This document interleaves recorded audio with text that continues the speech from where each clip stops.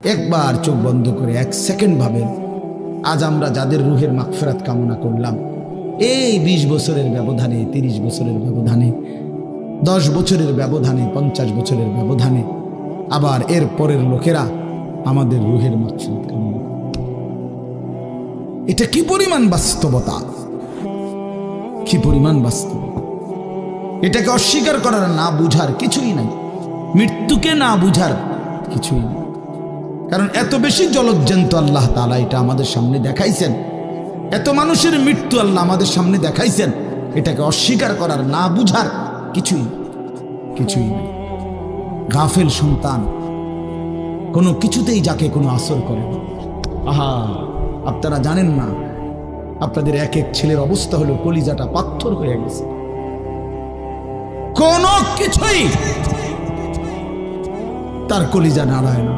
এত শক্ত জানোয়ার যে খোদার 365 দিনে কোনো দিন ফজরের নামাজ পড়ে না, একদিনও না। মানুষের বাচ্চা এত বড় জানোয়ার হয় কেন? আরে তুই কোন মানুষের বাচ্চা? তুই কোন মার দুধ খাইলি? না ফরমান, কেমনে মানুষ হইল? এটা কি ধরনের মানুষ? একদিনও নামাজ পড়ে? ছি ছি ছি ছি ছি! মুসলমানের বাচ্চা এত বড় জানোয়ার হয় কেমনে? কোনদিন নামাজ পড়ে না, 6 মাসে 9 মাসে কোনদিন বলতে পারবে না নাফরমান কোনদিন 5 ওয়াক্ত নামাজ পড়ছে কিনা। হায় হায়, এত বড় অসভ্য! মায়ের সন্তান হয় কেমনে? বাবার সন্তান হয় কেমনে? চিন্তা কর, কোনো কিছুই ছেলে পেলেদের হালাত হলে এই পরিমাণ লাগাম ছাড়া কিসের মা কিসের বাবা, কে তার মা কে তার বাপ, কে কি তার ধর্ম, তার আল্লাহ কে, তার রসুল কে, তারে বানাইছে কে, আসছে কোত্থেকে, কেন আসছে, কি করতেছে, কি করছে, কিচ্ছুর খবর, কিচ্ছুর খবর। আসে, হাঁটে, বুট খায়, বন খায়, মোবাইল টিপে, খারাইয়া মতে, বইয়া মতে, বন্ধু বান্ধবদের সাথে আড্ডা দেয়, মেয়ের পিছনে ঘোরে, অসভ্য অশ্লীল কথাবার্তা বলে। এটা কি এটা জিন্দিগি হলো? ভেবে দেখেন। উফ, কোন সুস্থ স্বাভাবিক মানুষ এমন হয়? বলো ভাইয়া, বলো।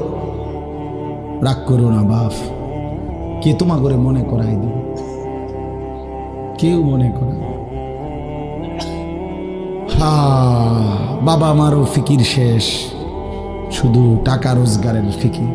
দেশে থাইকা পারো, নইলে বিদেশ গিয়া পারো, কোনো না কোনো ভাবে পয়সা রোজগার করো।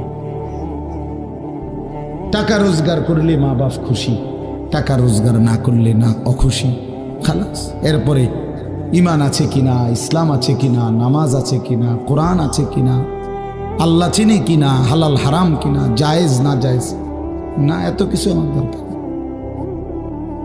ফুতেরে জিগায়ও না যে ফুত কামাই যে করতেছ, কি হালাল কামাই করো না হারাম না, এত কিছুর দরকার কি? টাকা দিতেছে, খাইতেছে, ঘুমাইতেছে, বিল্ডিং করতে আসে, জমি কিনতে আসে, আপেল মালটা খাইতেছে। এক ছেলে আমারে নিজে বলছে, আমি সবার ব্যাপারে বলি না, এক ছেলে আমারে নিজে বলছে, হুজুর আমি একটা দেশের নাম বলছে, যেই দেশে আমার কর্মটা ছিল, চলে আসছে ওই দেশ থেকে। আমার বলছে, হুজুর আমার কর্মটা হলো এই মদের বার, মদের হোটেলে নারী পুরুষ উলঙ্গ জিনা ব্যভিচার করে, আমার দায়িত্ব শুধু পাশে দাঁড়িয়ে মদের বোতল নিয়ে দাঁড়ায় থাকা, যতবার তারা চায় অতবার তাদেরকে মদ গ্লাসে ঢেলে দেওয়া, তাদের হাতে তুলে দেওয়া। এর বিনিময়ে আমার মাসে বেতন 2 লাখ টাকা। মুসলমান, মুসলমান, মুসলমানের সন্তান, বাংলাদেশের সন্তান। তো এই টাকা যখন বাবা খাচ্ছেন, বিল্ডিং করতেছে, কোনো টেনশন নাই। আমি আবারও বলছি, আমি সবার জন্য বলি, ওই বলছি দেখে অট্টা কইছি, কথা বুঝছেন? আমি তো নাম ঠিকানা বলি না। এই জন্য আমার বাপ, ডাক দিয়েন না, ডাক দিয়েন না, একজনও ডাক দিয়েন না, অসভ্যরে ডাক দিয়েন না। হ্যাঁ হ্যাঁ, ডাক দিবেন কেন? হাইওয়ানকে ডাক দিবেন কেন? শুনেন, আপনারাই শুনেন, এত এত মানুষ শুনতে হবে না। যদি আমার এই কথা একজনে বুঝেন, আমি মনে করি এতটুকুই আমার লাভ। দুইজন বুঝতে দুইজনই লাভ। আল্লাহ আমাদেরকে তৌফিক দান করে। চলেন, কোরআনুল কারীমের এই সূরাটি 99 নম্বর সূরা। 114টি সূরা কোরআন শরীফে, তন্মধ্যে এটা হলো 99 নম্বর। 30 নম্বর পারা। পুরা কোরআনুল কারীমের মধ্যে মোট 30 পারা। এই মোট 30 পারার মধ্যে এটা হলো 30 নম্বর পারার সূরা, 99 সূরার নম্বর। সূরাটির নাম হচ্ছে জিলজাল, সূরায়ে জিলজাল। জিলজাল শব্দের অর্থ বা জালজালা, জিলজাল একই শব্দ, দুই রকম ব্যবহার। অর্থ হলো ভূমিকম্প। জিলজাল শব্দের অর্থ কি বলেন? ভূমিকম্প। ভূমিকম্প, এই যে জমিন কাঁপে, ভূমিকম্প হয়, এই সূরার অর্থ হলো এইটা। এই ভূমিকম্প বলতে, জিলজাল বলতে আল্লাহ তাআলা কিয়ামতের ভূমিকম্প বুঝাইছে।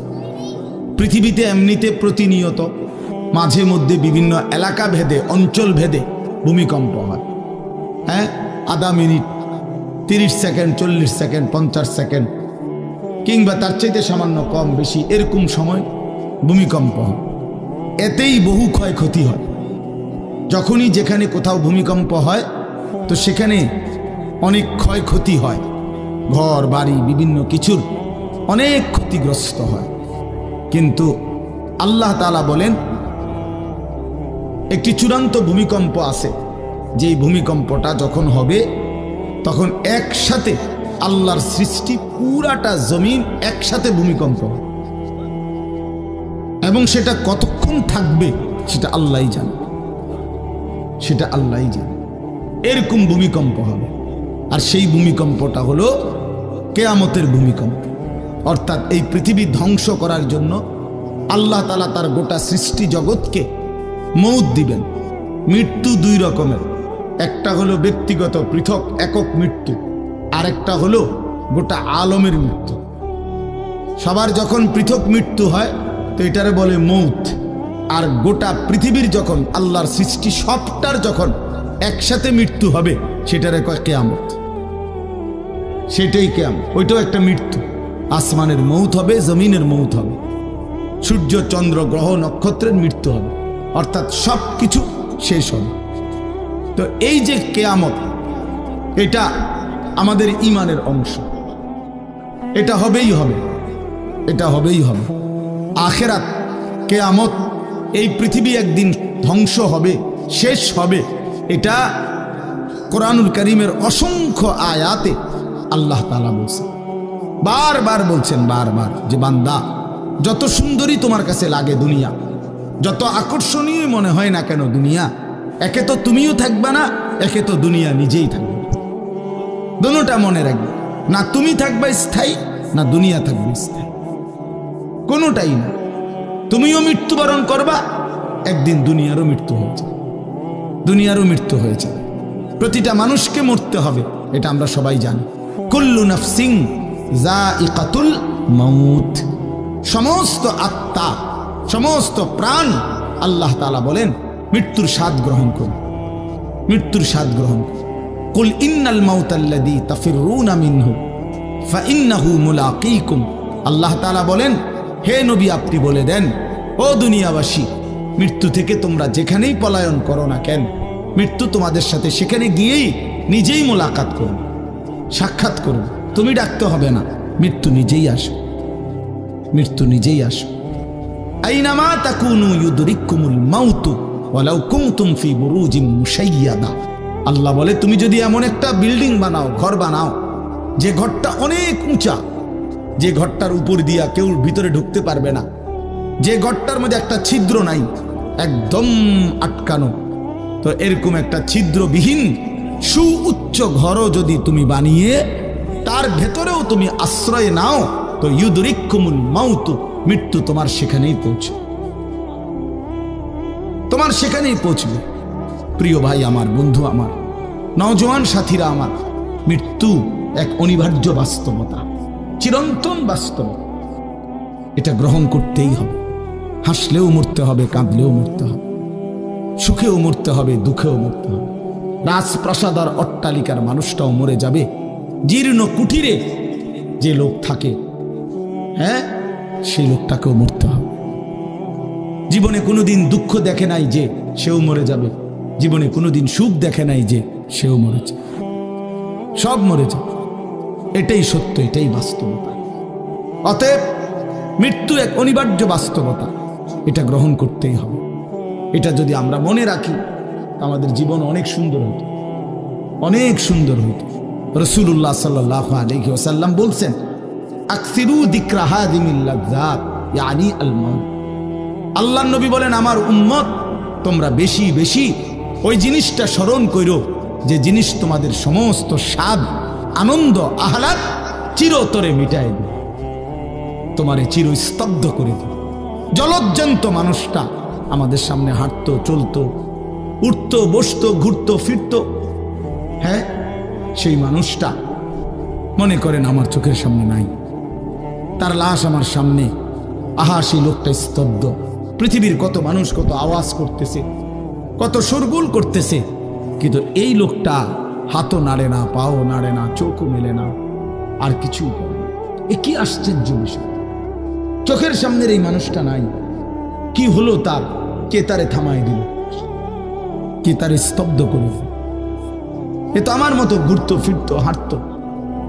আহ, আমার আব্বারে আমি কত দেখছি, একদিন আমার আব্বা চলে গেলেন।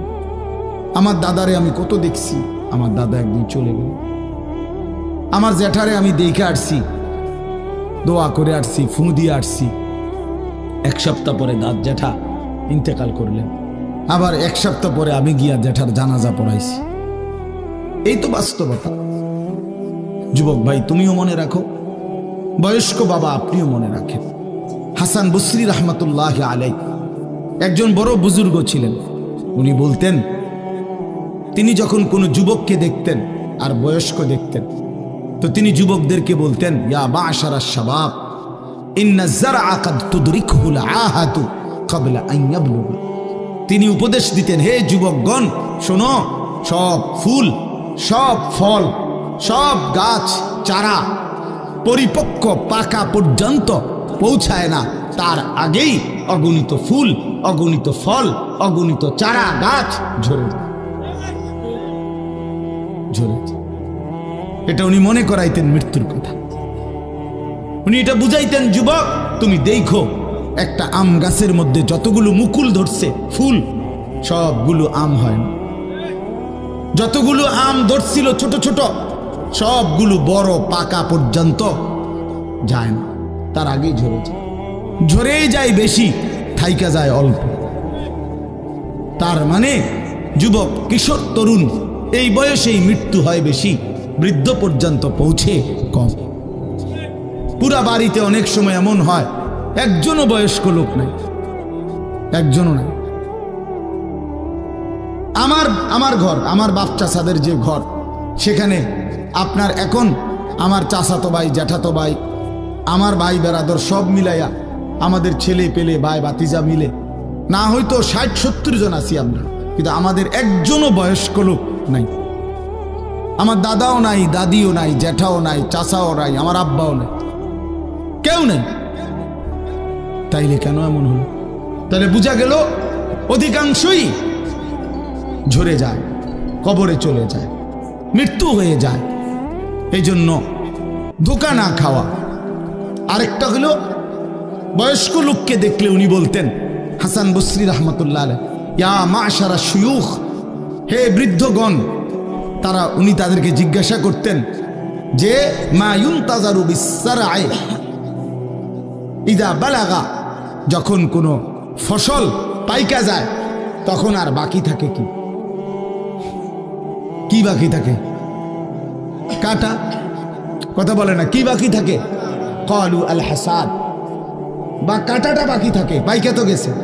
তার মানে আপনারা পাইকা তো গেছেন, বয়স তো হয়েই গেছে, আর শুধু মৃত্যুটা বাকি, আর শুধু মৃত্যুটা বাকি। তাইলে যুবককে বলতেন, তুমি ভেবো না তুমি বৃদ্ধ হবা, কারণ অসংখ্য ফুল তো আগেই ঝরে যায়, অসংখ্য ফল তো আগেই ঝরে যায়, অসংখ্য গাছ তো আগেই ঝরে যায়। আবার বৃদ্ধকে বলতেন যে আপনার তো আর কিছুই বাকি নাই, আপনি তো পাইকেই গেছেন, এখন শুধু কাটা, কবর, মৃত্যু ছাড়া আর বাকিটা কি? তাহলে মৃত্যু ভুলে না যাওয়া, মৌত ভুলে না যাওয়া। রাসূলুল্লাহ সাল্লাল্লাহু আলাইহি ওয়াসাল্লাম বলেন, কাফা বিল মাউতে ওয়াইজান। নবীজি বলেন, কোনো মানুষ যদি মৃত্যুর কথা স্মরণ করে, তার ওয়াজের জন্য, নসিহতের জন্য এটাই যথেষ্ট, এটাই যথেষ্ট। আমরা কিতাবে পড়ছি, হযরত ওমর রাদিয়াল্লাহু তাআলা আনহু, এত বড় সাহাবী, উনি বলতেন, কুল্লা ইয়াউমিন ইউকালু মাতা ফুলান মাতা ফুলান ওয়ালা বুদ্দা মিন ইয়াউমিন ইউকালু মাতা ওমর। তিনি বলতেন, হায় শোনো, প্রতিদিন ঘোষণা হয় আজ অমুকের মৃত্যু হলো, অমুকের মৃত্যু হলো, অমুকের মৃত্যু হলো, অচিরেই একদিন ঘোষণা হবে আজ ওমরের মৃত্যু হলো, আজ ওমরের মৃত্যু হলো। উনি বলেন, এই ঘোষণা শুনবে খুব দ্রুত একদিন। এই জন্য বাপ, এই আমাদের ব্যক্তিগতভাবে প্রতিনিয়ত মৃত্যু হচ্ছে, ঠিক এভাবে আমরা তো মরছি, একদিন এই গোটা আলমের মৃত্যু হবে, একদিন এই গোটা সৃষ্টিটাই আল্লাহ তাআলা গুটায় ফেলবে। আচ্ছা, কি আশ্চর্য কথা, এটা কি অবাক করা। এক মিনিট যদি কেউ বিবেক দিয়া ভাবে, যারে বলে কি হুজুর, বলেন কি, এত বড় আসমান ভেঙে যাবে, এই সূর্য খসে পড়বে, চাঁদ খসে পড়বে। আল্লাহ তাআলা বলছে, ইযা সামাউন ফাতারাত, আসমান ভেঙে যাবে, ওয়া ইদাল কাওয়াকিবুন তাসারাত, তারকারাজি খসে খসে পড়বে, ইযা শামসু কুব্বিরাত ওয়া ইদাল কাওয়াকিবুন তাসারাত। আল্লাহ তাআলা বলছেন, সূর্যটা গুটায় ফেলা হবে, পাহাড়গুলো বালির মতো, তুলার মতো উঠতে থাকবে। ইদা রাজ্জাতিল আরদু রাজ্জা, এই জমিনের মাটিগুলো রেজা রেজা, পাউডার পাউডার হয়ে যাবে। ওয়া ইদাল বিহারু ফুজ্জিরাত, সমুদ্র, খাল, বিল, নদীর পানিগুলো সব টকবগে উতরাইয়া গরম হইয়া বাষ্পের মতো উড়ে যাবে। না কোথাও পানি থাকবে, না কোথাও গাছ থাকবে, না আসমান থাকবে, না জমিন থাকবে, কিছুই না। আচ্ছা, এটা কেমন কথা, এটা কেমন আশ্চর্য বিষয়। এই গোটা আলমের মৃত্যু হবে।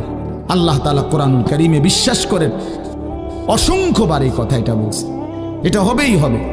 ইদা ওয়াকাতিল ওয়াকিআ, আল্লাহ বলেন এই ঘটনাটা ঘটবে। লাইসা লিওয়াকাতিহা কাযিবা, এই ঘটনা মিথ্যা মনে করার মতো কেহ নাই। যেদিন ঘটে যাবে তখন আর কারো কোনো মিথ্যাবাদী আর থাকবে না, অর্থাৎ কেউ আর অস্বীকার করার সুযোগ হবে না। চোখের সামনে দিন, চোখের সামনে দিন।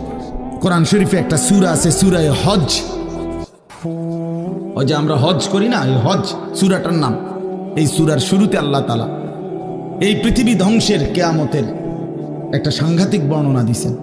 ওইখানে আছে, আল্লাহ বলেন, ইয়া আইয়ুহান নাসু তাকু রাব্বাকুম, তোমরা আল্লাহকে ভয় করো। আর শুনো, ইন্না জালজালাতাস সাআতি শাইউন আযীম, নিশ্চয়ই কিয়ামতের ভূমিকম্প, জালজালা, এই যে বললাম জিলজাল এবং জালজালা অর্থ ভূমিকম্প।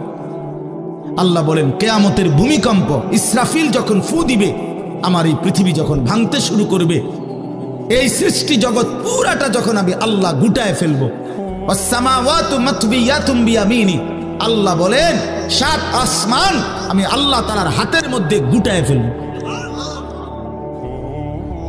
গুটায় ফেলবো। তুমি জানো না আমার ক্ষমতা। কুল্লু মান আলাইহা ফান ওয়া ইয়াবকা ওয়াজহু রাব্বিক, সব শেষ করে দেব আমি, শুধু আমি আল্লাহই থাকব, শুধু আমি আল্লাহই থাকব। তো আল্লাহ তাআলা বলেন, এই ইসরাফিল ফু দিলেই, শুরু করলেই জমিনে ভূমিকম্প শুরু হবে। ইন্না জালজালাতাস সাআতি শাইউন আযীম, আল্লাহ বলেন নিশ্চয়ই এই কিয়ামতের ভূমিকম্প, এটা শাইউন আযীম, বড়ই ভয়ানক, বড়ই মারাত্মক। কারণ দুনিয়ার ভূমিকম্প, এক নাম্বার হলো বর্তমানের ভূমিকম্প, কখনো 30 সেকেন্ড, কখনো 40 সেকেন্ড, কখনো 47 সেকেন্ড, 50 সেকেন্ড, এই সেকেন্ড সেকেন্ড, মিনিট না, 47 মিনিট নি ভূমিকম্প হয়। কথা কর না কেন? 30 মিনিট ভূমিকম্প হয়। 30 মিনিট ভূমিকম্প হইলে আমাদের 14 গোষ্ঠী থাকবে নি। 30 সেকেন্ড, 40 সেকেন্ড হয় ভূমিকম্প। এইটুকুতে একে তো সময় সামান্য, দ্বিতীয়ত হলো একসাথে গোটা পৃথিবীতে হয় না, এদিকে হলে ওইদিকে হয় না, এরকম। কিন্তু আল্লাহ তাআলা বলেন ইসরাফিল ফু দিলে যে ভূমিকম্পটা হবে, সেই ভূমিকম্পটা গোটা পৃথিবী একসাথে নাড়ায় দিবে, একসাথে মরে। 47 সেকেন্ড না, কতক্ষণ সেটা আল্লাহই জানে। তখন অবস্থা কি হবে? মানুষের আতঙ্ক, এই ভূমিকম্পে আতঙ্ক। হ্যাঁ, আমি একবার চাঁদপুর মাহফিলে ছিলাম, রাত্রে ঘুমাইছি মসজিদের রুমে, ইমাম সাহেবের রুমে। এই সময় ভূমিকম্প আইছে, দরজা খুলে দিছি দৌড়। মসজিদের মাঠে আইছি দাঁড়াইয়া, চাই যে পুরা গ্রামের মানুষ সব আইসা বলছে হই হুল্লোড় চিৎকার, হায় হায়। অথচ সবাই চিৎকার দিতে দিতে ভূমিকম্প শেষ। ভূমিকম্প হয়েছেই তো অল্প একটু, কিন্তু এটুকুর আতঙ্কেই যা হুজুর পাবলিক বরাবর। কিসের হুজুর আর কিসের পাবলিক, বক্তা শ্রোতা সমান। এই এখন মনে করেন ভূমিকম্প হইলে আমরা সব দিব তো, আমি এখানে বুজুর্গি দেখাইব, এটা হ্যাঁ, আমি একটা বড় হুজুর বেটা প্রধান বক্তা, আমি লড়লে কি মাইসে কি করব? আপনি কি করবেন? আমার সময় কো, আমার জান নিয়ে কথাটা। আল্লাহু আকবার। তো এই সামান্য ভূমিকম্প, কিন্তু আল্লাহ তাআলা বলেন ইসরাফিল সিংহা ফু দিলে যে ভূমিকম্প হবে বান্দা, সেটা বড়ই ভয়ানক, সেটা সারা পৃথিবী নড়বে একসাথে। তখন কি হবে? মানুষের আতঙ্ক। ইয়াউমা তারাউনাহা তাযহালু কুল্লু মুরদিআতিন আম্মা আরদাআত। এই 1 নম্বরে আল্লাহ বলেন, যে মা তার বাচ্চাটাকে দুধ পান করাইতেছিল, এই কোলের বাচ্চা, দুধের বাচ্চা, আপন মা তার দুধের বাচ্চা ভুলে যাবে, ফেলে দিবে, ছুঁড়ে মারবে, আর মা পাগলের মতো দৌড়ানো শুরু। কোরআন শরীফের আয়াত। ওয়াতাদাউ কুল্লু যাতি হামলিন হামলাহা। এবং আল্লাহ তাআলা বলেন, যে মায়ের পেটের বাচ্চা 10 মাস পূর্ণ হয়ে গেছে, আগামী 2 ঘন্টা 5 ঘন্টা পরে বাচ্চাটা এমনিতেই প্রসব হইতো, আল্লাহ তাআলা বলেন ইসরাফিলের ফু দিলে জমিন যখন কাঁপতে শুরু করবে, তো এই গর্ভধারিণী মা, গর্ভবতী নারী পাগলের মতো এভাবে ছুটবে, দৌড়বে, নিজের গর্ভের বাচ্চা নিজে নিজেই পড়ে যাবে। ও তারান নাসা সুকারা, আল্লাহ বলেন মাতালের মতো সমস্ত মানুষগুলো ছুটতে থাকবে। ফাইদা বারিকাল বাসার ওয়া খাসাফাল কামার ওয়া জুমিআ আশ-শামসু ওয়াল কামার। আল্লাহ তাআলা বলে চন্দ্র সূর্য আলোহীন হয়ে যাবে, সূর্য চন্দ্র এক হয়ে যাবে। ওয়া জুমিআ আশ-শামসু ওয়াল কামার ইয়াকুলুল ইনসানু ইয়াওমাইদিন আইনাল মাফার। লোকেরা দৌড়বে আর ছুটবে, মানুষ একে অপরকে জিজ্ঞেস করবে, ভাইয়া পালাবো কোথায়, দাঁড়াবো কোথায়? কোথাও তো স্থির কোনো জায়গা নাই, কোথায় দাঁড়াবো? আল্লাহ তাআলা বলেন কাল্লা লা ওয়াজার, না বান্দা, সেদিন আর কোথাও জায়গা মিলবে না। ইলা রাব্বিকা ইয়াওমাইদিনিল মুস্তাকার, আজকে শুধুই কেবল তোমার আল্লাহর কাছেই আশ্রয় ঠিকানা। এভাবে বহু আয়াত কোরআনুল কারীমের মধ্যে আল্লাহ তাআলা বর্ণনা করছেন। আমার ভাই, তো এই ইসরাফিলের ফু দিলে গোটা আলমের মৃত্যু হবে, ভূমিকম্প শুরু হবে। তো এই ভূমিকম্প কেন হবে? এই কাঁপতে কাঁপতে সমস্ত কিছু ভাঙ্গা একসাথে, এই সব কিছু আল্লাহর সৃষ্টি, সমস্ত কিছুই জমিনের তলদেশে চলে যাবে। জমিন তখন খালি ফাঁকা, জমিনে তখন কিচ্ছু নাই, কিচ্ছু, একটা সুতা মাটির উপরে থাকবে। এই প্রথমবার ইসরাফিল ফু দিলে সমস্ত কায়নাত, ইনসান, জিন, আল্লাহর সমস্ত সৃষ্টি মাখলুকাত সব জমিনের তলদেশে চলে যায়। মানুষ ও জিন ও অর্থ সম্পদ, স্বর্ণ রৌপ্য মণি মুক্তা হীরা জহরত সব সব সব একটা কাগজের অস্তিত্ব, সব কিছু, গোটা জমিন ফাঁকা। এভাবে কতদিন আল্লাহই জানে, কতদিন আল্লাহই জানে। হ্যাঁ, এরপরে একটা নির্দিষ্ট সময় পরে আবার আল্লাহ তাআলা ইসরাফিলকে জীবিত করবেন, করে আবার আল্লাহ তাআলা দ্বিতীয়বারের মতো ফু দিতে বলবেন। এই দুই ফুঁয়ের মাঝখানে কতদিন? নবী সাল্লাল্লাহু আলাইহি সাল্লামের এক হাদিসের মধ্যে বলছে 40 সাহাবীরা ব্যাখ্যা করছেন মুহাদ্দিসিন, সেই 40টা হতে পারে 40,000 বছর। 40,000। এই জন্য বাপ একটা কথা হলো, সর্বশেষ যেই লোকটা কবরে যাবে, শেষ যেই ব্যক্তি মরবে পৃথিবীতে, হতে পারে তাকেও শুধু কবরেই থাকতে হবে 40,000 বছর। 40,000 বছর। এরপরে তো আখিরাত। এই 40,000 বছর যদি কবরে আযাব হয়, 40,000 বছর যদি কবরে আযাব হয় ভাই, তখন কি হবে? এবার ভেবে দেখেন, এখন যারা কবরে যাচ্ছে, হ্যাঁ, নূহ আলাইহিস সালামের জামানায় যারা মারা গেছে, ইব্রাহিম আলাইহিস সালামের জামানায় যারা মারা গেছে, নবীজি সাল্লাল্লাহু আলাইহি সাল্লাম তো ১৫০০ বছর আগে ইন্তেকাল করছেন, ১৪৫০ বছর আগে। তো ওই সময়ে যারা মারা গেছে তারা কবরে পড়ে আছে আজকে ১৫০০ বছর, ১৫০০ বছর, ১৫০০ বছর। তাহলে নূহ আলাইহিস সালামের জাতি কত বছর থেকে পড়ে আছে? কোথায় নূহ নবী, কোথায় আমাদের নবী? কত ব্যবধান! এই জন্য বাপ, শুধুমাত্র কবরের বিষয়টাই তো সাংঘাতিক, আখিরাত তো পুরো। শেষ ব্যক্তিটাও যদি কবরে থাকতে হয় 40,000 বছর, তো এখনকার মানুষগুলো আছে কত কাল ধরে। তো এই যার কবরে আযাব হচ্ছে, আহা বাপ, সে কি পরিমাণ কষ্ট পাচ্ছে ভাইবা। দেখে কবরবাসীদের রূহের মাগফিরাত। আরে ভাইয়া, একবার চোখ বন্ধ করে 1 সেকেন্ড ভাবেন, আজ আমরা যাদের রূহের মাগফিরাত কামনা করলাম, এই 20 বছরের ব্যবধানে, 30 বছরের ব্যবধানে, 10 বছরের ব্যবধানে, 50 বছরের ব্যবধানে আবার এর পরের লোকেরা আমাদের রূহের মাগফিরাত কামনা করে। এটা কি পরিমাণ বাস্তবতা, কি পরিমাণ বাস্তব! এটাকে অস্বীকার করার, না বুঝার কিছুই নাই, মৃত্যুকে না বুঝার কিছুই নেই। কারণ এত বেশি জলজ্জান্ত আল্লাহ তাআলা এটা আমাদের সামনে দেখাইছেন, এত মানুষের মৃত্যু আল্লাহ আমাদের সামনে দেখাইছেন, এটাকে অস্বীকার করার, না বুঝার কিছুই নেই। তো চলেন, এরপরে আল্লাহ তাআলা ইসরাফিলকে আবার জীবিত করবেন। জীবিত করে আল্লাহ তাআলা ইসরাফিল আলাইহিস সালামকে বলবেন, ইসরাফিল, আবার তুমি সিংহায় ফু দাও। এইবার যখন সিংহায় ফু দিবে, তখন ইসরাফিল আলাইহিস সালামের এই দ্বিতীয় ফুতে আবার ভূমিকম্প শুরু। আবার কি শুরু হবে? ও মাঝখানে ভাই, ওই ছেলে অপদার্থ, কথা বলো না, হাসাহাসি করো না, কারো কথা বাকি থাকলে, দুষ্টামি বাকি থাকলে উঠে চলে যাও, বাহিরে আলাদা জায়গা আছে। গাফেল সন্তান কোনো কিছুতেই যাকে কোনো আসর করে না। আহা, আপনারা জানেন না, আপনাদের এক এক ছেলের অবস্থা হলো কলিজাটা পাথর হয়ে গেছে, কোন কিছুই তার কলিজা নাড়ায় না। এত শক্ত জানোয়ার যে খোদার 365 দিনে কোনো দিন ফজরের নামাজ পড়ে না, একদিনও না। মানুষের বাচ্চা এত বড় জানোয়ার হয় কেন? আরে তুই কোন মানুষের বাচ্চা? তুই কোন মার দুধ খাইলি? না ফরমান, কেমনে মানুষ হইলি? কি ধরনের একদিনও নামাজ পড়ে?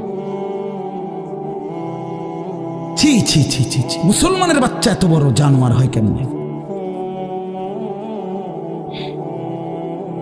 কোনদিন নামাজ পড়ে না, 6 মাসে 9 মাসে কোনদিন বলতে পারবে না নাফরমান কোনদিন 5 ওয়াক্ত নামাজ পড়ছে কিনা। হায় হায়, এত বড় অসভ্য! মায়ের সন্তান হয় কেমনে? বাবার সন্তান হয় কেমনে? চিন্তা কর, কোনো কিছুই ছেলে পেলেদের হালাত হলে এই পরিমাণ লাগাম ছাড়া কিসের মা কিসের বাবা, কে তার মা কে তার বাপ, কে কি তার ধর্ম, তার আল্লাহ কে, তার রসুল কে, তারে বানাইছে কে, আসছে কোত্থেকে, কেন আসছে, কি করতেছে, কি করছে, কিচ্ছুর খবর নেই, কিচ্ছুর খবর। আসে, হাঁটে, বুট খায়, বন খায়, মোবাইল টিপে, খারাইয়া মতে, বইয়া মতে, বন্ধু বান্ধবীদের সাথে আড্ডা দেয়, মেয়ের পিছনে ঘোরে, অসভ্য অশ্লীল কথাবার্তা বলে। এটা কি এটা জিন্দিগি হলো? ভেবে দেখেন। উফ, কোন সুস্থ স্বাভাবিক মানুষ এমন হয়? বলো ভাইয়া, বলো। রাগ করো না বাপ, কে তোমা করে মনে করাই দিবে? কেউ মনে করা। হা, বাবা মারও ফিকির শেষ, শুধু টাকা রোজগারের ফিকির। দেশে থাইকা পারো, নইলে বিদেশ গিয়া পারো, কোনো না কোনো ভাবে পয়সা রোজগার করো। টাকা রোজগার করলে মা বাপ খুশি, টাকা রোজগার না করলে না অখুশি। খালাস। এরপরে ইমান আছে কিনা, ইসলাম আছে কিনা, নামাজ আছে কিনা, কোরআন আছে কিনা, আল্লাহ চিনে কিনা, হালাল হারাম কিনা, জায়েজ না জায়েজ না, এত কিছু আমার দরকার।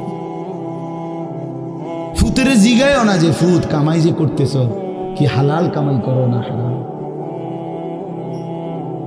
না, এত কিছুর দরকার কি? টাকা দিতেছে, খাইতেছে, ঘুমাইতেছে, বিল্ডিং করতে আসে, জমি কিনতে আসে, আফেল মালটা খাইতেছে। এক ছেলে আমারে নিজে বলছে, আমি সবার ব্যাপারে বলি না, এক ছেলে আমারে নিজে বলছে, হুজুর আমি একটা দেশের নাম বলছে, যেই দেশে আমার কর্মটা ছিল, চলে আসছে ওই দেশ থেকে। আমার বলছে, হুজুর আমার কর্মটা হলো এই, মদের বার, মদের হোটেলে নারী পুরুষ উলঙ্গ জিনাবে বিচার করে, আমার দায়িত্ব শুধু পাশে দাঁড়িয়ে মদের বোতল নিয়ে দাঁড়ায় থাকা। যতবার তারা চায় অতবার তাদেরকে মদ গ্লাসে ঢেলে দেওয়া, তাদের হাতে তুলে দেওয়া। এর বিনিময়ে আমার মাসে বেতন 2 লাখ টাকা।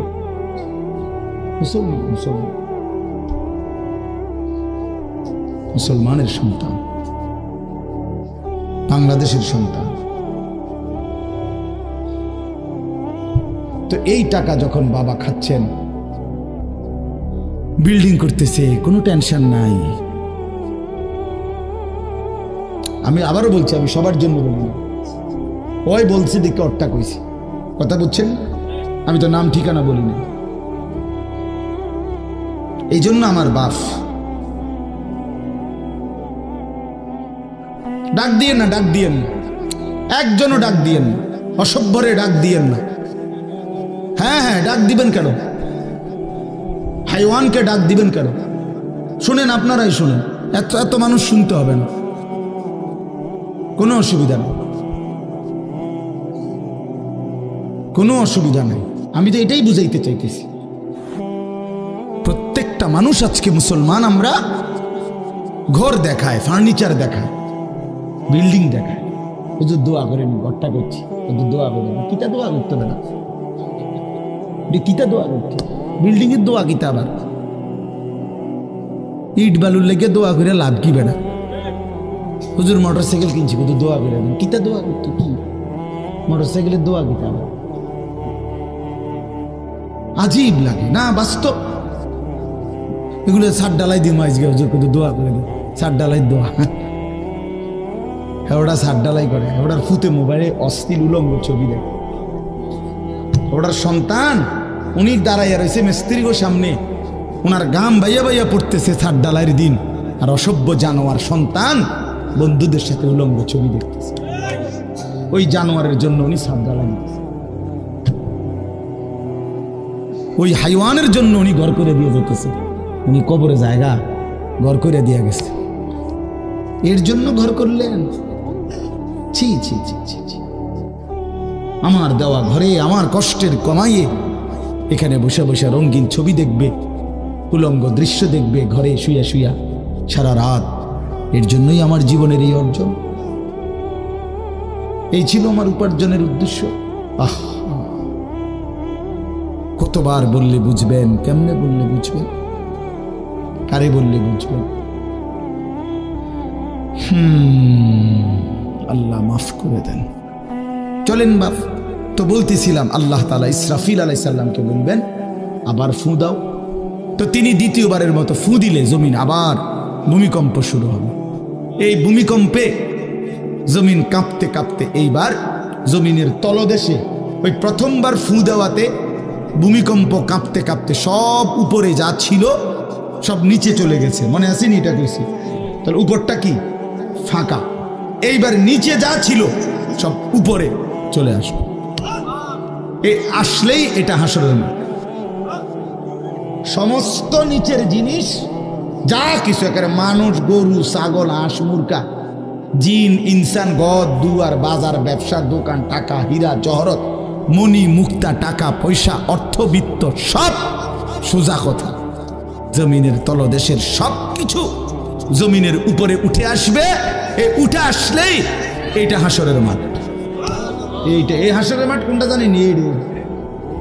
এই যেখানে বসে আছেন এখন, এইটাই হাসরের মাঠ। এই জমিনের উপরেই হাসরের মাঠ। বাকি শুধু আল্লাহ কোরআন বলছে ওয়াইদাল আরদু মুদ্দাত, আমি আল্লাহ জমিনটাকে টেনে আরো লম্বা করে দেব, আরো বড় করে দেবো, আর কি প্রশস্ত করে দেবো। কারণ ওই যে পিসের মানুষ খারাপ লাগবে না? মানুষ তো দাঁড়াই বসেই আদম আলাইহিস সালাম থেকে নিয়া, তো মানুষ বেশি না? মানুষ, গরু, ছাগল, হাঁস, মুরগা, জিন, ভূত সব খারাপ না, সব দাঁড়াবে তো। এই জন্য আল্লাহ তাআলা বলেন জমিন আমি প্রশস্ত টেনে দিব, লম্বা করে দিব, এতটুকু। বাকি এটাই হাসরের মাঠ, এটাই হাসরের মাঠ। এই কথাটাই এখানে আল্লাহ তাআলা উল্লেখ করছেন। ইদা জুলজিলাতিল আরদু জিলজালাহা, যখন দ্বিতীয়বারের মতো ইসরাফিলের ফু দিলে জমিনের ভূমিকম্প শুরু হবে। ওয়া আখরাজাতিল আরদু আসকালাহা, আল্লাহ তাআলা বলেন তখন জমিন তার তলদেশে যা ছিল সমস্ত জমিনের তলদেশে, এগুলো এতদিন জমিনের বোঝা ছিল, বোঝা মানে মাটির নিচে, এগুলো সে মনে যেন ফোজা কান্দে লইছে। এবার ওয়া আখরাজাতিল আরদু আসকালাহা, জমিন তার বোঝা মানে জমিনের তলদেশে যা ছিল সে এবার তা জমিনের উপরে উঠাই দিবে, উপরে উঠাই দিবে। এরপরে আশ্চর্য কথা শুনেন, এর পরের কথাটার জন্য রাসূলুল্লাহ সাল্লাল্লাহু আলাইহি সাল্লাম হাদিসে বলছেন, এই ভাই শুনেন, ছেলেরা তোমরাও শোনো। নবী সাল্লাল্লাহু আলাইহি সাল্লাম বলেন এই জমিনের তলদেশ থেকে যখন সবকিছু উপরে উঠে আসবে তখন অর্থ সম্পদ, হীরা জহরত, মণি মুক্তা, স্বর্ণ রৌপ্য, এগুলো স্তূপ আকারে উঠে আসবে জমিনের উপরে, মানে হাসরের মাঠে। তো নবীজি একেবারে স্পষ্ট হাদিস, নবীজি সাল্লাল্লাহু আলাইহি সাল্লাম বলেন তখন এই স্বর্ণ রৌপ্য, টাকা পয়সা, হীরা জহরত, এগুলো, এই অর্থ সম্পদগুলো আল্লাহর কুদরতে কথা বলবে। স্বর্ণের টুকরা কথা বলবে, কথা বলবে, রৌপ্যের টুকরা কথা বলবে, এগুলো কথা বলবে। কথা কি বলবে? এগুলো তখন ওই নাফরমান মানুষগুলোকে ডাক দিবে, ডাক দিবে, আইয়ুহাস সারিক, হে চোর, এদিকে এই সম্পদের জন্য চুরি করেছিলে, আজ যা দরকার নাও। আইয়ুহাল কাতি, হে ডাকাত, এদিকে এদিকে আসো, এই সম্পদের জন্য ডাকাতি করছিল, আজ নাও। হে আত্মীয়তার, আইয়ুহাল কাতি, আত্মীয়তার সম্পর্ক ছিন্নকারী ব্যক্তি, আসো। এই জন্য ভাইয়ের সাথে যুদ্ধ করছো, বোনের সম্পদ নষ্ট করছো, চাচারে সম্পত্তি দাও না, এই জন্য, এই দুনিয়ার জন্য নাও, এখন না, এখন যা লাগে নাও। এইভাবে প্রত্যেক নাফরমান পাপীকে, হে হারামখোর, সুদ করে দিগা, এখানে টাকা যা লাগে নে, নে বাটপার, এখান থেকে টাকা নে, কি পরিমাণ টাকা দরকার ছিল নে। এইভাবে রাসূলুল্লাহ সাল্লাল্লাহু আলাইহি সাল্লাম বলেন দুনিয়ার এই সম্পদগুলো কথা বলবে আর ডাকবে। ডাকলে মানুষ, আচ্ছা এটা তখন কেরম লাগবে? কথা বোঝেন নাই? এটি যখন কথা বলবে, ডাকাডাকি করবে, মানুষ কি বলবে? লোকেরা তো সবাই দাঁড়াইছে, মানুষও তো দাঁড়াইছে, তারারই তো ডাকতেছে, তো তারা কি বলবে? ওয়াকালাল ইনসানু মা লাহা, আল্লাহ নিজেই বলতেছে, লোকেরা তখন মানুষগুলো বলবে মা লাহা, এটা কি হলো? আরে এটা কি কারবার? এগুলো কথা বলে কেমনে? এগুলো কি কয়? এরা আমারে চিনলো কেমনে? আমি যে সিটার, আমি বাটফারে চিন্না লাইলো, ইন্নারিল্লাহ, একেবারে পুরা ধরা, অনবিচার আচার কিছুই শুরু হয়েছে না, এখনই বেইজ্জতি, বাকিটা তো অবস্থা খারাপ। মানে অর্থাৎ মানুষগুলো অবাক হয়ে বলবে মা লাহা, কি হলো জমিনে, কি হলো এগুলোর, এরা এমন করছে কেন, এরা কথা বলছে কেন। আল্লাহ বলেন ইয়াউমাইদিন তুহাদ্দিসু আখবারাহা, আল্লাহ তাআলা বলেন বান্দা হে কি দেখছো হবে, এই মাত্র দেখলা স্বর্ণ রূপ্য টাকা পয়সা কথা বলে, এখন না দেখবা আসল খেলাটা। ইয়াউমাইদিন তুহাদ্দিসু আখবারাহা, আল্লাহ বলেন এখন দেখবা সরাসরি এই হাসরের মাঠে তোমার সামনে তোমার পায়ের নিচের জমিন তোমার পুরা জিন্দেগীর কথা, তোমার যত তথ্য ভালো কিংবা মন্দ, নেক কিংবা গুনাহ, তোমার সমস্ত কিছু রাতের কিংবা দিনের, একাকী কিংবা প্রকাশ্যের, গোপন কিংবা আড়ালের, আল্লাহর কসম জমিন সবটা এখন তোমার সামনে বলে দিবে। ইয়াউমাইদিন তুহাদ্দিসু আখবারাহা, রব্বুল আলামিন বলেন জমিন সবটা কথা বলে দিবে, ভালোটাও মন্দটাও, আলোটাও অন্ধকারটাও, একাকীও অন্ধকারেও, প্রকাশ্যেও, সবার মাঝেও সব বলে দিবে। রাতের চুরি বলে দিবে, রাতের তাহাজ্জুদটাও বলে দিবে, মদের আড্ডার কথাও বলে দিবে, জুয়ার আড্ডার কথাও বলে দিবে। সারা রাত যুবক উলঙ্গ ছবি দেখেছ, আল্লাহর কসম সেটাও বলবে। যে যুবক মালিকের সেজদা দিয়েছে সেটাও বলবে। তাহাজ্জুদ শোনাবে, আবার সবার সাথে যে জামাতে নামাজ পড়েছে এটাও বলবে, সব কিছু বলে দিবে। আল্লাহ বলেন যদি মানুষ ভাবতে চাও জমিন কিভাবে কথা বলে, স্বর্ণরৌপ্য কিভাবে কথা বলে, আল্লাহ বলেন বিআন্না রাব্বাকা আওহা লাহা, আল্লাহ তাআলা আদেশ করেছেন বলেই কথা বলে। আল্লাহ বললে, হুকুম করিলে আল্লাহর গোটা কায়নাত, গোটা সৃষ্টি জগৎটাই কথা বলে। ওয়াশাহিদা আলাইহিম সামউহুম ওয়া আবসারুহুম ওয়া জুলুদুহুম বিমা কানু ইয়ামালুন। আল্লাহ বলে হাসরের ময়দানে বান্দা তোমার কান, তোমার চোখ, তোমার সারা দেহের চামড়া, জুলুদুহুম তোমার সারা দেহের চামড়া, হাসরের ময়দানে তোমার পুরা জিন্দেগির কর্মকাণ্ড বলে দিবে। চামড়াগুলো বলবে, চামড়া মানুষের শাহওয়াত চামড়াতে। এই জন্য সমস্ত যৌনতার ঘটনা, অসভ্যতার ঘটনা শরীরের চামড়া বলে দিবে। মানুষের শাহওয়াত চামড়া, কথা বুঝছেন কিনা? হ্যাঁ, চর্মে চামড়ার মধ্যে শাহওয়াত, কামনা, বাসনা, যৌন চাহিদা। এই জন্য যত লোক দেখবেন বিভিন্ন হসপিটালে, যত ডাক্তার চর্মরোগের ডাক্তার, তত লোক যৌন রোগেরও ডাক্তার। হ্যাঁ, চর্ম ও যৌন রোগ বিশেষজ্ঞ, এটা একই বিষয়, একই চ্যাপ্টার। চামড়া মানে আল্লাহ তাআলা বলেন তোমার চামড়া বলে দিবে কত রাত কত দিন নারীর প্রতি অবৈধ আগ্রহ, অস্থিরতার, বেহায়াপনার, অসভ্যতা করেছিলে।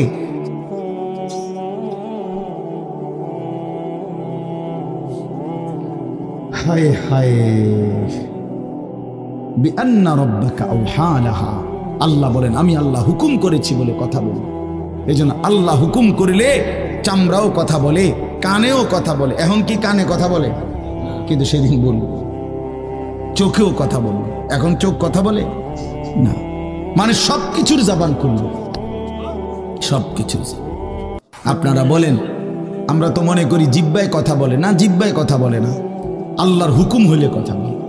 নাহলে যেই লোক বোবা তারও তো জিহ্বা আছে না, তো সে কথা বলে না। যে লোক কানে শুনে না, তো তার কি আপনার এইভাবে কান বলতে কিছু নাই, তো সে শুনে না কেন, কথা বলেন না কেন? আল্লাহর হুকুম। যার চোখ, যে চোখে দেখেন, এই যে জুয়েল ভাই, আমি মূলত তার মহব্বতেই মাহফিলটা দিছি। তো এই যে দেখে না, তো তার এভাবে তো চোখ আছে, সে দেখে না কেন? আল্লাহ তাআলার হুকুম নাই বলে দেখে, ঠিক কিনা বলেন না কেন? মজার বিষয় হলো রাসূলুল্লাহ সাল্লাল্লাহু আলাইহি সাল্লাম হাদিসে স্পষ্ট বলেছেন, বিশ্বাস করেন, একেবারে বিশুদ্ধ হাদিস। আল্লাহ তাআলা তার দুইটা চোখ নিয়ে গেছে, নবীজি বলছেন সে যদি সবর করে আল্লাহর হুকুমের উপরে চলতে পারে, রাসূলুল্লাহ সাল্লাল্লাহু আলাইহি সাল্লাম বলেন আল্লাহ তাআলা তাকে এই দুইটা চোখ নিয়ে যাওয়ার কারণে, অন্ধ বানানোর কারণে সে যে সবর করলো, আল্লাহ রসুল বলছেন আল্লাহ তাআলা নিশ্চিত তাকে জান্নাত দান করবে। এই জন্য তুমি ভাই সবর করো। মালিকের এই দুনিয়া দেখতে পারলো না তো অপেক্ষা করো, একদিন জান্নাত দেখবা, জান্নাতের হুর দেখবা, তো আরো মজা হবে যে আমি প্রথমেই জান্নাতই দেখলাম, জান্নাতই দেখলাম। যা মালিক দুনিয়া দেখলাম না তোমার, তুমি আমারে জান্নাত দেখাই। আল্লাহ তৌফিক দান করেন। ইয়াউমাইদিন ইয়াসদুরুন নাসু আশতাতান লিয়ারাউ আমালাহুম, আল্লাহ বলেন তখন দলে দলে ফেরেশতারা মানুষগুলোকে লাইনবদ্ধ সারিবদ্ধ করে দলে দলে বানাবে।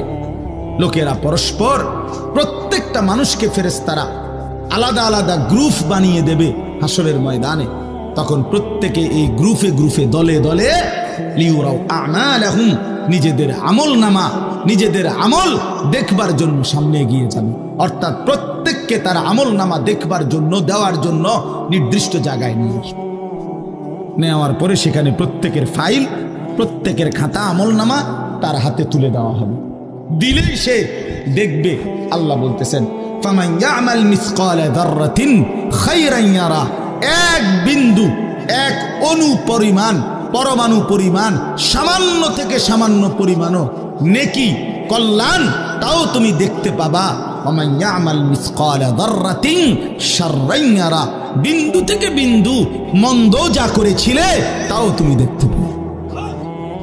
এক জাররা, মূলত জাররা বলে তাফসীরের মধ্যে লিখছে লা ওয়াজনা লাহু লা জিনাতা লাহা, যেটার কোনো ওজন হয় না, এত সামান্য, এত সামান্য, ওজন নাই, মানে 100 গ্রামও না, 10 গ্রামও না, 1 গ্রামও না, আধা গ্রামও না, এত সামান্য, এটার কোনো ওজন নাই, ওজন নেই, ওজন আসে না আর কি, ওজনে হয় না, এরে বলে জাররা।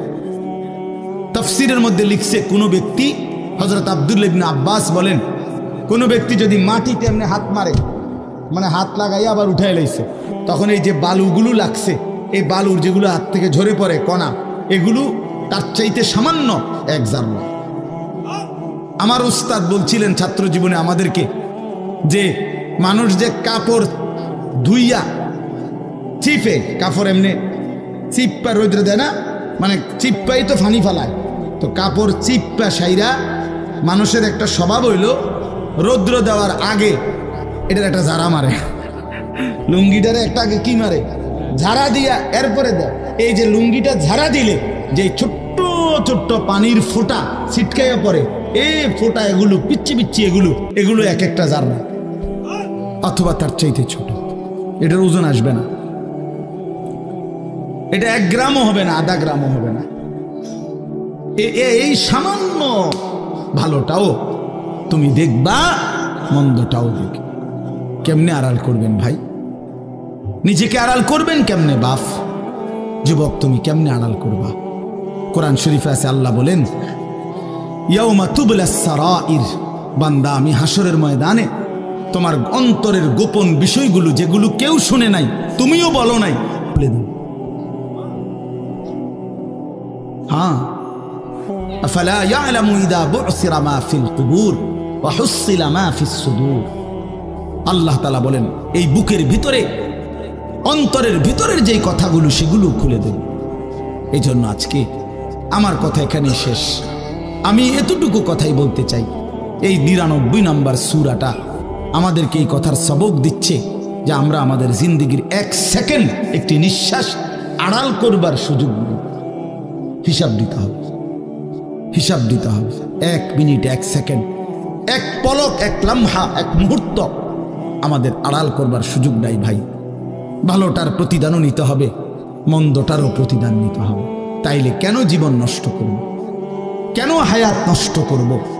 আমার অনুরোধ রইল, যতগুলো যুবক ছেলে আছো ভাই, তোমাদের কাছে অনুরোধ, মৌলানা কথা বলবে, এরপরে আরও একটু বয়ান হলে এরপরে দোয়া হবে, কিন্তু আমার মাঝখান দিয়ে কথাটাই আমি অনুরোধ করে বললাম, প্রত্যেকেই দয়া করে আল্লাহর ওয়াস্তে, আল্লাহর ওয়াস্তে নিজের জীবনের কদর করো ভাই। আমার এটাই শেষ কথা। যুবক ছেলেরা, তুমি আমার সাথে এখন যাইবা না, আমিও তোমার সাথে যাব না। এই দুনিয়াও যেমন আমি আলাদা চলে যাচ্ছি, আপনারাও আলাদা চলে যাবেন, কিন্তু বাস্তব কথা হলো আমি আপনি প্রত্যেকে আলাদা আলাদা কবরে আখেরাতে আল্লাহর সামনে মুখোমুখি হইতে হবে।